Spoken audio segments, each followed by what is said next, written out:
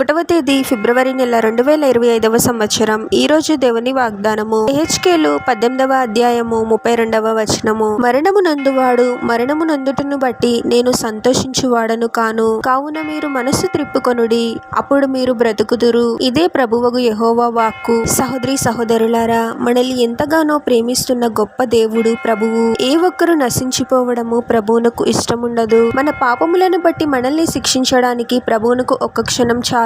కానీ మనము శిక్షింపబడకూడదు అని, మనము మారాలి అని ప్రభువు ఎన్నో అవకాశాలను ఇస్తూ ఉన్నాడు. పాపము వలన వచ్చే జీతము మరణము. ప్రభు అంటూ ఉన్నాడు, మీరు మరణాన్ని పొందితే నేను సంతోషించేవాడును కాను, మీరు మనస్సు మార్చుకొనుడి, అప్పుడు మీరు బ్రతుకుదురు అని. పాపములకు ప్రతిఫలముగా పొందు మరణం నుండి మనల్ని రక్షించడానికే ప్రభువు శరీరధారి అయి యేసుగా జన్మించాడు. మన స్థానంలో ప్రభువు సిలువ వేయబడి శిక్షింపబడ్డాడు. ఎవరైతే వారి పాపముల నిమిత్తము పశ్చాత్తాపపడి ప్రభువుని రక్షకునిగా అంగీకరిస్తారో వారి పాపములు క్షమింపబడతాయి. మరణం నుండి అంటే నిత్య నరకాగ్ని నుండి తప్పించబడిన వారై ప్రభు ద్వారా నిత్య జీవాన్ని పొందుకుంటారు. మీరు పాపంలో మరణించడం వలన నేను సంతోషించేవాడను కాను, మీరు మారు మనస్సు పొందితే బ్రతుకుతారు అని ప్రభు సెలవిస్తూ ఉన్నాడు. మనపై ప్రభువుకున్న గొప్ప ప్రేమను గుర్తించి మన పాపముల నిమిత్తము పశ్చాత్తాపపడి ప్రభువునకు నమ్మకమైన బిడ్డలముగా జీవించాలి. ప్రార్థన.